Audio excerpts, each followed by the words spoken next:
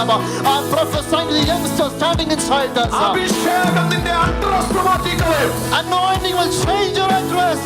ഒന്നുകൂടെ ഞാൻ പറഞ്ഞു, അഭിഷേകം നിന്റെ address മാറ്റിക്കളയും. I'm telling again, anointing will change your address. എല്ലാവരും പ്രാർത്ഥിച്ചു തുടങ്ങിയാട്ടെ. Everyone start praying.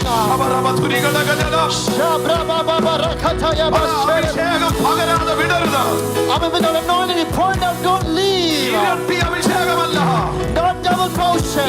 ഇന്ത്യകാല ഉണർവിന് വേണ്ടി അഭിഷേകം. Anointing for the end time revival.